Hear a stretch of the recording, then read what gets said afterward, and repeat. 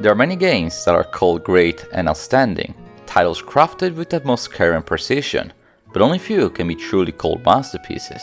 Among the stars we can identify two games released in the same time frame, The Legend of Zelda Breath of the Wild and The Witcher 3 Wild Hunt, two acclaimed titles that broke records and will be receiving sequels soon. Many have tried to compare The Witcher and Zelda to try to answer a simple question: which one is better? A fair question to ask, but a flawed one at its core. Even if at first the two games look alike, feel alike, play alike, the philosophies behind both titles couldn't be further apart. Opposite, in fact. Comparing Breath of the Wild to Wild Hunt ignores the game design structure of them both, diminishing each game's achievements, which makes them both titles masterpieces for different reasons, of which we will explore soon.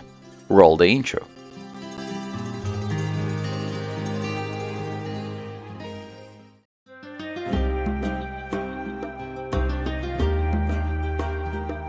If I were to ask a non-gamer to describe the two games you see on screen, they would point out characteristics found in both titles. You play as a male protagonist that swings a shining sword, defeating enemies in what seems to be a never-ending open world to explore on horseback. Both single-player games play in the third person, have a medieval fantasy touch, an antagonist that is crawling in the overworld with his demonic army, and let us not forget, a princess to save. The similarities are undeniable, are evident to say the least, so it is more than fair that many people have been long comparing these two award-winning titles. But apples and oranges are both round-shaped fruits, and I do not see many people comparing those two. It's the essence of these two games to be extremely different. And before I explain the difference between the two games, I wish to reiterate, as I will many times, that both The Legend of Zelda Breath of the Wild and The Witcher 3 Wild Hunt are masterclasses, unmatched great works of art, both gifting the player an adventure, no, an odyssey to embark on. The scope of this discussion is not to claim what title did better what mechanic, but rather to analyze these mechanics and highlight the core differences, how this came to be and why is it impossible to directly weight them on the same scale. The philosophies behind the development of both The Witcher and The Legend of Zelda are strikingly contrasting, leading to drastic different games. I could just say that the former is a role-playing game, an RPG for short, and the latter an action-adventure title and leave it at that, but I know that such dictionary definitioning is meaningless considering the overlap title genres may have.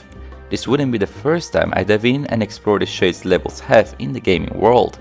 But regardless, let us start from the very beginning, from the first handful of minutes of both games, that set the tone to the respective stories, gameplays, world building and everything else that makes The Witcher 3 Wild Hunt and Zelda Breath of the Wild masterpieces of their time.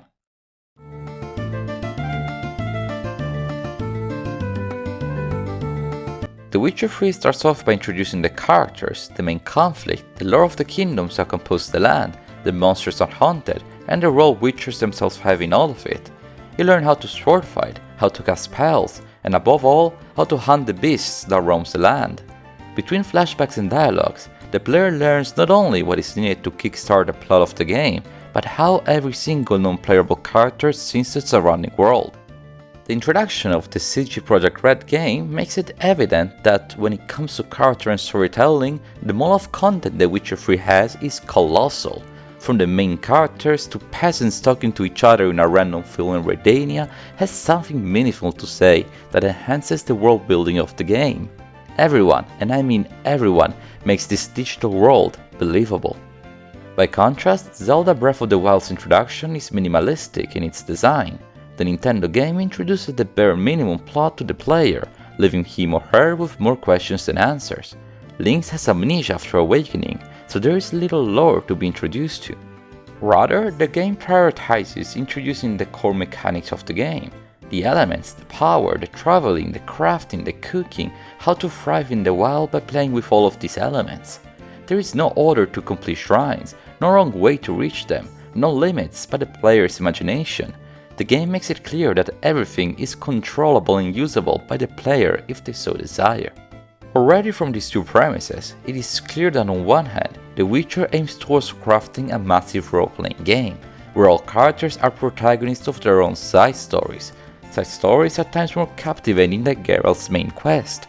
On the other hand, Zelda aims towards building a massive action-adventure game where gameplay has a priority and where exploration is at the forefront of everything else. The two lengthy games set in their first hours the tone of the whole adventure, and by just playing their prologues it is extremely clear how opposite these two titles are. The tutorial playgrounds of the Great Plateau and the White Orchard work sublimely to make the player enter in the right mindset. These two areas, while achieving the same propedeutic goal, couldn't be more distinct from each other. And speaking of the title's world, comparing Velen-Novigrad Skellige from The Witcher 3 to Zelda's Hyrule would be a near impossible task due to how different these worlds are built, both from an aesthetic and from a mechanical point of view. Have experienced many different open world designs, and while both work well for their respective titles, they are in fact polar opposite. The lands of The Witcher 3 are meticulously crafted to accommodate every single quest that sparks in every corner of the map. From the tavern downtown to the cavern up the river is more than likely the setting of an undiscovered side quest that more often than not will require you to fight a demonic beast. Furthermore, the world is ever-changing due to invasions and coups. Several of the missions where the player's actions leave a mark to the people surrounding Geralt, and some even to whole nations. The city-state of Novigrad, as an example, is in a delicate balance between multiple factions, and the sole force that can swing the metropolis from one destiny to another is Geralt himself. On the other end of the spectrum, the world of Zelda Breath of the Wild is sparsely populated. Few are the NPCs and even fewer are the settlements they live in.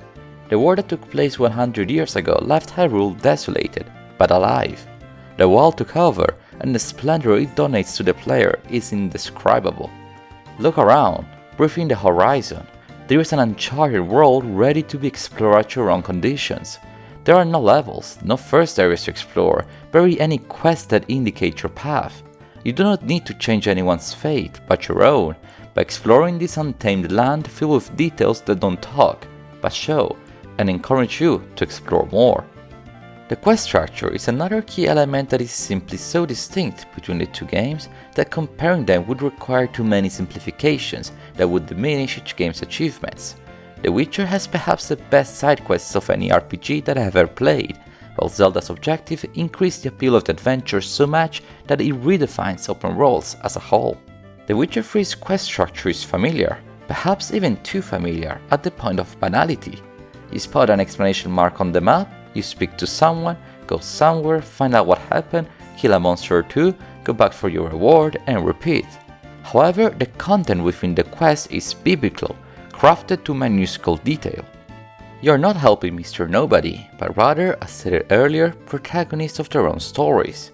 There are side quests like the Barons that could quite literally be its own game, and this is one storyline out of many. Even the contrast that in theory should simply be monster hunting can still be rich in lore and unique dialogues, not to mention unique gameplay situations. You are never left to wonder why you helped a stranger in their time of need. There are no gaps in the narration. How the developers managed to create so many sublime side quests is beyond me. The Legend of Zelda's quest structure is unorthodox, or at least it was when it was released over 5 years ago. There are some quests to follow, but are nearly all facultative. From the moment you wake up, you are free to rush towards Hyrule Castle and defeat the final boss with sticks and rocks. Side quests nearly always lead to shrines or some sort of material reward that makes Link stronger. There are no levels after all, so all quests, even the main ones, are on the same level field. You can even complete, or not, the 4 main dungeons in whichever order you wish. The gameplay, therefore, does not tell behind the story, but rather runs in parallel. You're not playing Zelda Breath of the Wild because you wish to complete a checklist, but rather because every mountain peak and every island offshore has a mystery to uncover. The only quest that matters to the player is the quest that the player imposes to themselves. When it comes to combat, yet again it's like comparing oranges to apples. I find it absurd to even think these two combat systems can be put in comparison and claim one to be better than the other, because it is simply untrue. Well, yes, both Geralt and Link are right-handed swordmen that fight monsters in the overworld, but the structure of the combat themselves vary greatly between the two titles. The Witcher 3 Wild Hunt has a fairly simple combat system.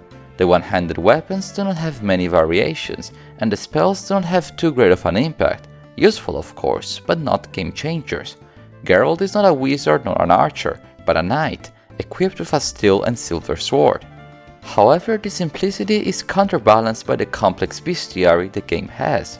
All enemies in The Witcher have strong points and weaknesses, and the preparation that goes behind finding these characteristics, as well as finding the monsters themselves, is a much more developed part of the combat than swordplay, making every encounter a chess game. Turning the tables upside down, we find very basic enemies in Breath of the Wild, barely a dozen according to the wiki page. These enemies are okay, but surely underwhelming considering the magnitude of the world that surrounds them. What makes the game's combat innovative, however, is the infinite combination the player is able to achieve by manipulating all external factors found in the battlefield. You can use arrows with various elemental properties, stop time to catapult boulders, use magnets to shield off, a bomb to launch enemies up in the air, start a fire, use the uncountable weapons collected before, and so much more. The game's stellar when it comes to varied combat with the few tools that are at the player's disposal. And perhaps this last phrase summarizes the biggest philosophical difference that makes, in my opinion, Zelda Breath of the Wild and The Witcher 3 Wild Hunt two opposite masterpieces: how they diversify the experience. Both games offer a lot to the player. I hope I made that clear in this video, but the main difference between the two games that summarizes everything discussed so far is the following statement: The Witcher is a simple game in a complex environment, while The Legend of Zelda is a complex game in a simple environment. Let me explain this theory of mine better. The Witcher 3 introduces to the player an extremely complex world, filled with so many characters and monsters, quests and contracts, choices and repercussions, one of the most filled role-playing game I've ever played. A fraction of the content of the title could be a standalone game, and players would still enjoy it and have a full experience. And since the mall of content is so vast, the core structure of the game was made as bare-bone as possible. It is simple to play The Witcher 3 despite its colossal size, because the step-by-step taken by the player to progress are fairly linear and easy to understand. Know that this is not a critique, but a compliment. The harmony between a complex story and a simple way to follow it is game design at its peak. Sure, the quests may appear to be structurally all the same: talk to someone, kill the monster, reward, etc. But because the structure is simple to follow, it makes the various plots of the various side quests much more important, since those do vary greatly. Zelda Breath of the Wild works for the direct opposite reasoning. The world of Hyrule is simple. There are few enemies, few dialogues, few quests, few indications, few everything. But how you approach these few elements is what makes the whole difference. The freedom Zelda offers to the player is unmatched. You can do everything, everywhere, however you like. You can climb, you can swing, you can fly, you can ride to every corner of the map without fearing an artificial level gap. The harmony there is between the simple content and the complex gameplay works sublimely. Since there are already so many things that can be done by using all Link's tools at disposal, it makes sense not to make the overworld overly complex, rather one that appears to be spoiled, but with such complex gameplay it becomes incredible. The action-adventure element in Zelda Breath of the Wild is the best one I've ever seen in similar titles, a style that was replicated by future open-world games. Does the statement The Witcher is a simple game in a complex environment while Zelda is a complex game in a simple environment make more sense now? Both games achieve unmatched goals in game design, but in totally opposite directions, making the two great works non-comparable, two opposite masterpieces. Combining the best of the two games wouldn't make sense either, since too much complexity may lead to a frustrating experience. I did not mind having straight up quests in progression in The Witcher 3, because it made the flow of the title much more natural and non-stagnant. On the other hand, I do like Zelda Breath of the Wild's complex gameplay structure in the wild-dominated world. Too many quests, crowded places and cutscenes would have made the game far too long. Not to say that these titles cannot learn from each other and titles released after them.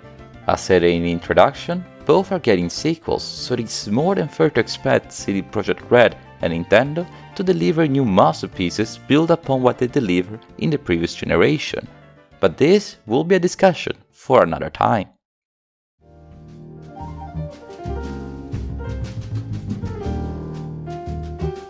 There is no denying that The Legend of Zelda Breath of the Wild and The Witcher 3 Wild Hunt will be forever remembered as the best games of their generations, perhaps even for the generations to come. With very different game designs, they taught developers how to achieve greatness with ingenuity and hard work. Comparing the two games is futile because they couldn't be more distinct. The images on screen may dismiss the naive, but after this video I hope you were able to pick up these subtle but crucial differences that makes the two games not even of the same genre. But nonetheless, even following two different philosophies, they are both masterpieces. If I played my hand right, this video should have been released a few days before the upcoming The Legend of Zelda Tears of the Kingdom, which looks like to expand upon the structure of the previous title. The Witcher 4 on the other hand was just confirmed in development, so it's at least 3 years away from today. I guess I will need to make a new game design discussion once both sequels are released. If you made it this far, I wish to thank you one too many The Legend of Zelda and The Witcher 3 times for watching today's video. I had the idea for this video for a very long time, and I thought that with the announcement of The Witcher 4 and the release of Tears of the Kingdom, there was no better time for me to make it. I really hope you enjoyed the video. If you did, don't forget to leave this video a like and to subscribe for more. I wish you a wonderful day, and until next time, arrivederci.